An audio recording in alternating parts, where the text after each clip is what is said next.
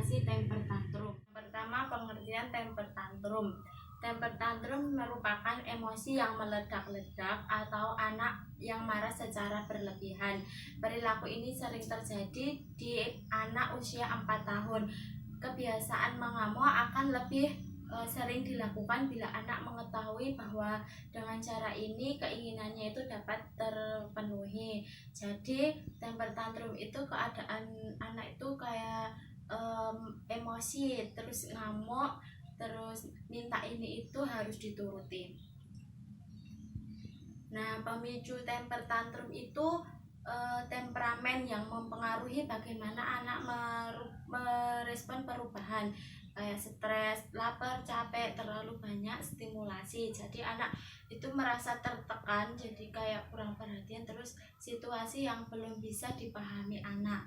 Emosinya yang kuat, jadi kayak emosi itu meledak-ledak. Jadi anak itu menginginkan sesuatu harus dipenuhi. Terus yang selanjutnya yaitu bentuk-bentuk temper tantrum. Usia kurang dari 3 tahun, bentuk-bentuk temper tantrumnya itu seperti menangis, menggigit, memukul, menendang, menjerit, memekik-mekik, melengkungkan punggung, dan lain-lainnya. Dan itu termasuk bentuk-bentuk temper tantrum usia di bawah 3 tahun. Terus kemudian untuk usia 4 tahun, seperti perilaku di bawah 3 tahun tadi, tapi ada juga yang berbeda, yaitu berteriak-teriak, meninju, membanting pintu, mengkritik atau merengek. Karena usianya lebih dewasa, jadi bentuk temper tantrumnya lebih berbeda. Terus usia yang di atas 5 tahun yaitu ya sama seperti tadi, seperti ke perilaku usia di bawah 3 tahun dan di atas 3 tahun ini lebih tinggi lagi, yaitu kayak memukul saudaranya, mengkritik lebih dalam, terus memecahkan barang dengan sengaja. Nah, itu karena usianya lebih tinggi, jadi temper tantrumnya lebih apa ya namanya, lebih yaitu penanganan temper tantrum. Yang pertama yaitu berusaha tenang. Jadi kalau kalau anaknya itu lagi marah, berusaha tenang, seperti tarik nafas yang dalam dan cobalah menenangkan diri menghadapi perilaku temper tantrum saat itu. Nah, jangan panik. Kalau panik, anak itu akan semakin emosinya semakin lebih tinggi, dan jangan ditanya terus. Jadi bicara dengan anak itu seperlunya saja. Terus jangan seperlunya saja. Jadi jaga nada kepada anak, terus biar anak itu cepat tenang. Terus yang kedua yaitu identifikasi temper tantrum anak. Identifikasi kembali apa yang dirasakan anak. Bertanya atau mengatakan sesuatu kepada anak. Misalnya, nah nanti kalau anak itu emosi, tanya dulu kepada anak, apakah kata-kata bunda itu membuat kamu sakit hati, itu dapat tidak enak hati gitu ya. Jadi jangan langsung ditanya kenapa ini, jadi biarkan dulu anak itu emosi dulu.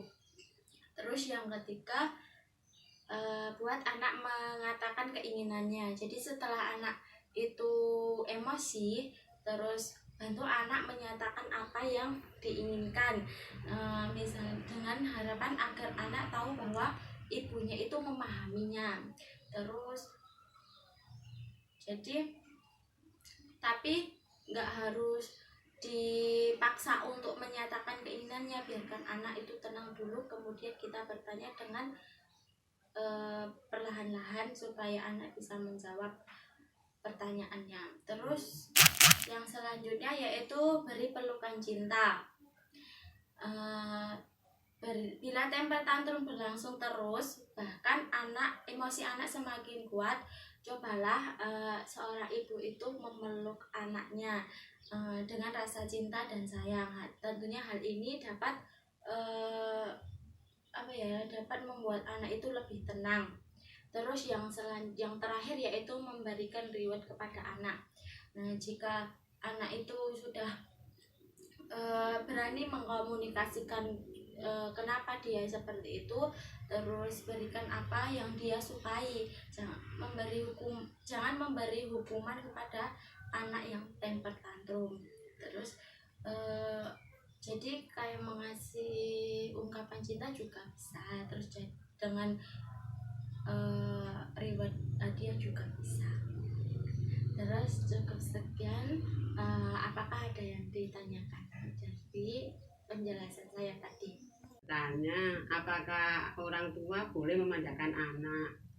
Oh ya, pertanyaannya apakah orang tua boleh memanjakan anak gitu ya? Ya. Dalam pola asuh anak yang baik, orang tua tersebut tidak boleh memanjakan anak, karena dengan memanjakan anak, anak itu tidak bisa menata dirinya sendiri.